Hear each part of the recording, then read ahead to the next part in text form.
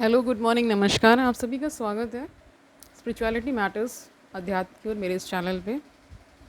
I hope सब अच्छा कर रहे होंगे अपनी लाइफ में, सब एंजॉय कर रहे होंगे, गीता सत्र का आनंद ले रहे होंगे और इस गीता ज्ञान से बहुत कुछ सीख रहे होंगे।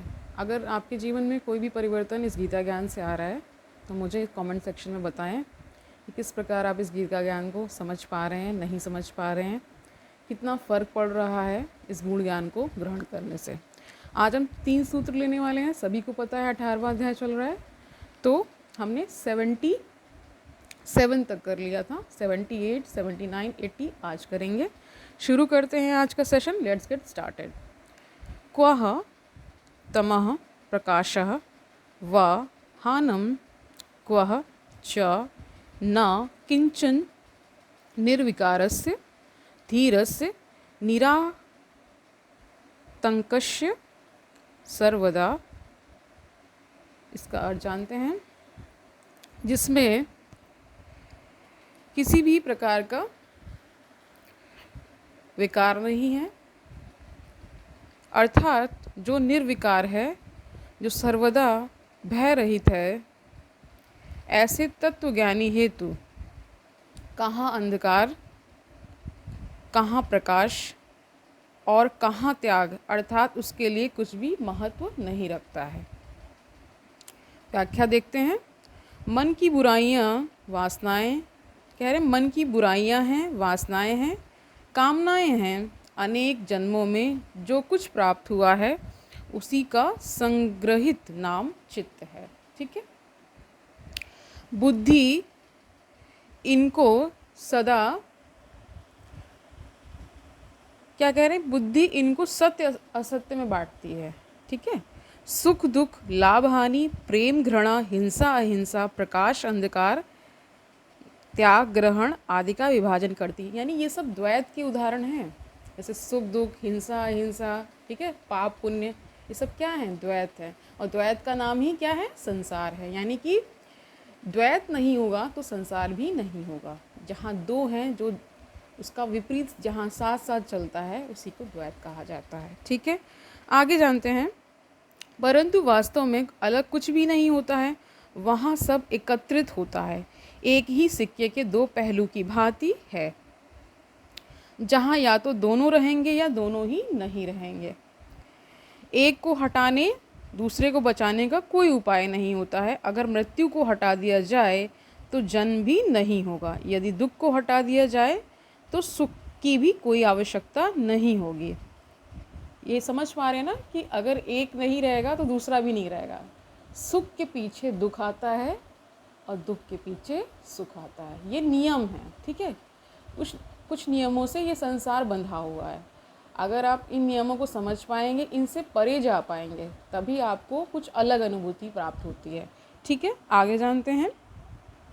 यदि बेईमानी को समाप्त कर दिया जाए तो ईमानदारी भी नहीं होगी। यदि अंधकार नहीं होगा तो प्रकाश की भी कोई आवश्यकता नहीं होगी।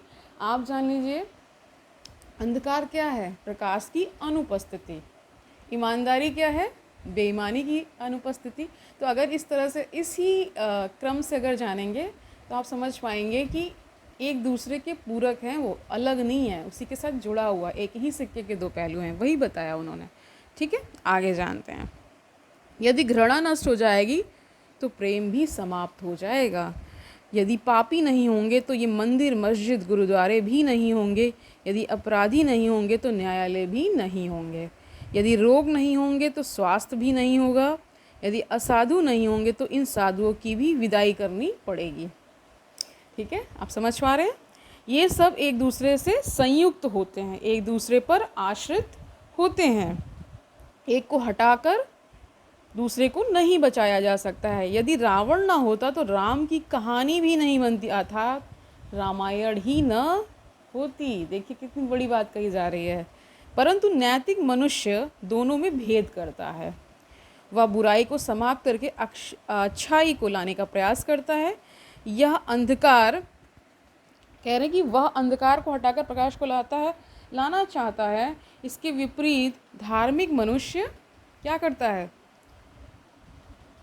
सब कुछ ईश्वर की इच्छा समझकर दोनों को स्वीकार कर लेता है।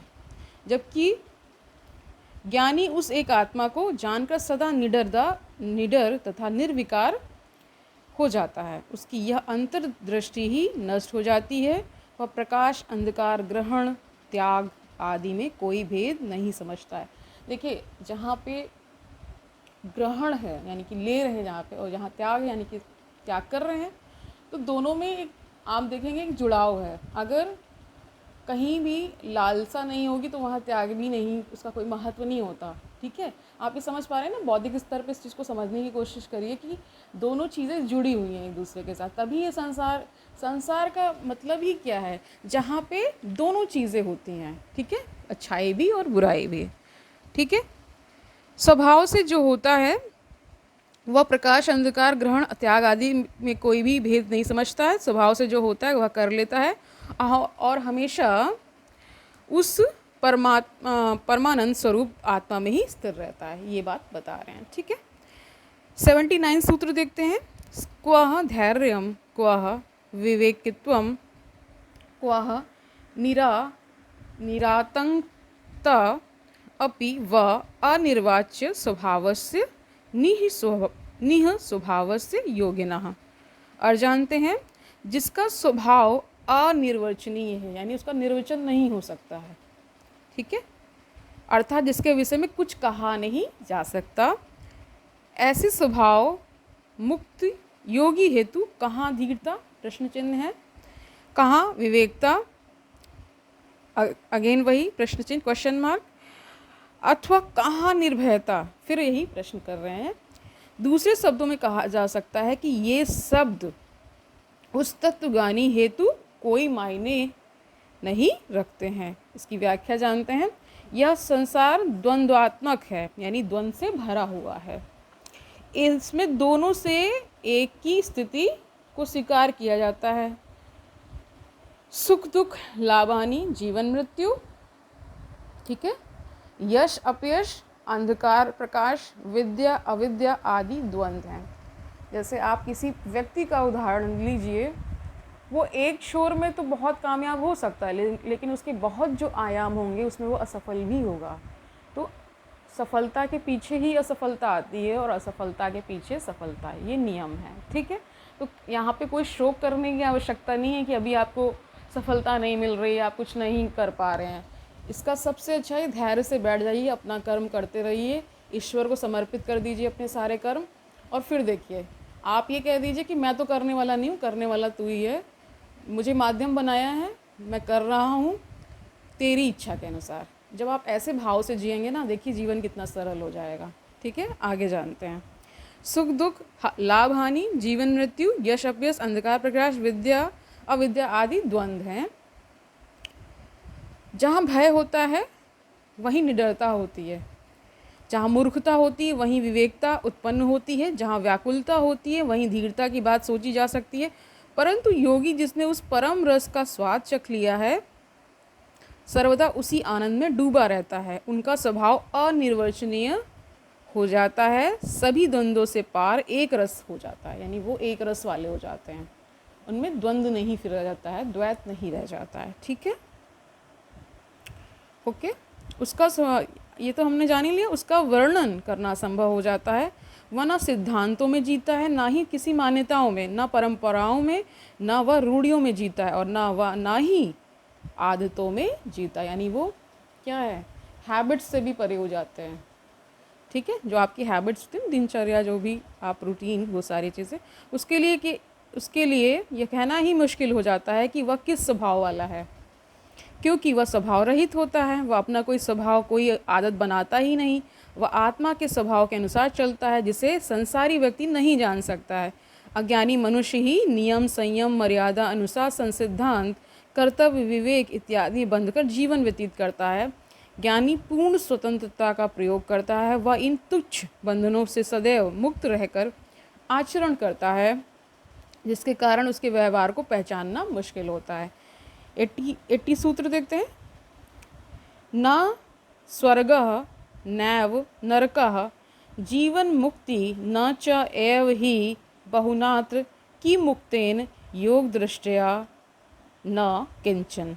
और जानते हैं तत्ववेत्ता के लिए न स्वर्ग होता है ना ही नरक। यानी बता रहे हैं उनके लिए कुछ भी, सारी चीज़ें उनके लिए समान हो जाती हैं। उसके लिए निश्चयपूर्वक जीवन मुक्त भी कुछ मायने नहीं रखती है। इसमें और अधिक कहने का क्या प्रयोजन, योग की दृष्टि से कुछ भी नहीं है। ठीक है, इसकी व्याख्या जानते हैं। भारतीय मनीषियों ने इस अध्यात्म पर जितना चिंतन मनन और खोज की है उतनी कोई दूसरा धर्म करने में असमर्थ है, समर्थ नहीं है। दोनों ही सही है। ईसाई, यहूदी और मुस्लिम धर्म स्वर्ग नरक से आगे की बात नहीं कर पाए।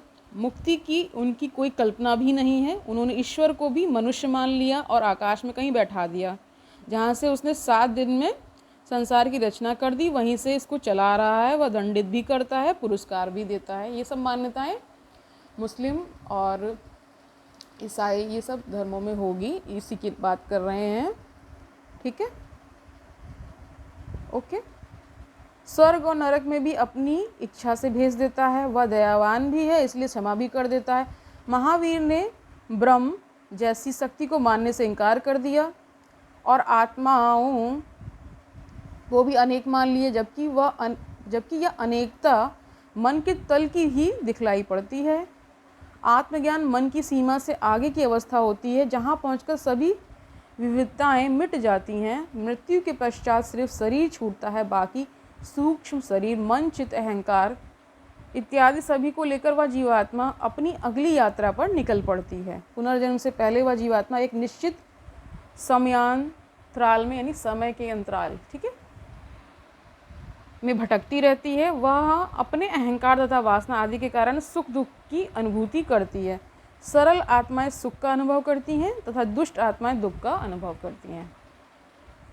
यही उनका स्वर्ग तथा नरक होता है। यह स्वर्ग तथा नरक मन की ही अवस्था होती है, जो कि पहला चरण है। मुक्ति इनसे पार की अवस्था है। योग सिर्फ आत्मा को ही मानता है। महर्षि कहते हैं कि यह संसार भ्रम है। स्वर्ग नरक जीवन मुक्ति सभी भ्रम के रूप हैं, जो अज्ञानतावश, अहंकारवश तथा वासना के कारण प्रतीत होते हैं, इसलिए सब मिथ्या है।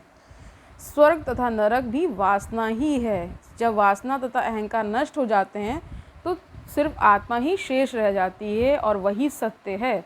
अन्य सभी भ्रम होते हैं। ठीक है, वासना तथा अहंकार से मुक्त पुरुष ही ब्रह्म कहलाता है, यानी कि वही एक जो सत्ता है। बीज की अवस्था स्वर्ग नरक आदि वासना का ही फैलाव मात्र है। यहाँ कोई उपलब्धि नहीं है। संपूर्ण संसार का प्रारंभ तथा अंत यही ब्रह्म है। ठीक है, जीवात्मा का यही सबसे ऊंचा शिखर है, यही मंजिल है। योग की यही मान्यता सर्वोपरि होती है। ठीक है, तो आज के लिए इतना ही रखते हैं। आपने जाना होगा इन सेशन से कि क्या मुक्ति है, क्या ज्ञानी पुरुष होते हैं। ठीक है, किस प्रकार के बहुत सारे भ्रम होते हैं, अहंकार होता है, उसी के परिणाम स्वरूप ये सारी चीज़ें हमें अनुभूति में प्रतीत होती हैं। ठीक है, जो इन सब से ऊपर उठ जाता है वो ब्रह्म में लीन हो जाता है, कहा भी जाता है। ठीक है, वही अंता मुक्ति का परम शिखर है, मतलब वही मुक्ति है। ठीक है, कल मिलते हैं, तब तक के लिए खुश रहिए, आसपास का वातावरण अच्छा रखिए। खुद खुश रहेंगे तो पॉजिटिविटी फैलेगी ऑटोमेटिकली। ठीक है, जैसा आप सोचेंगे वैसा फिर आपके कर्म में भी आता ही है। तो अच्छा सोचेंगे तो अच्छा कर्म भी कर पाएंगे। कल मिलते हैं, तब तक के लिए हरिओम तत्सत।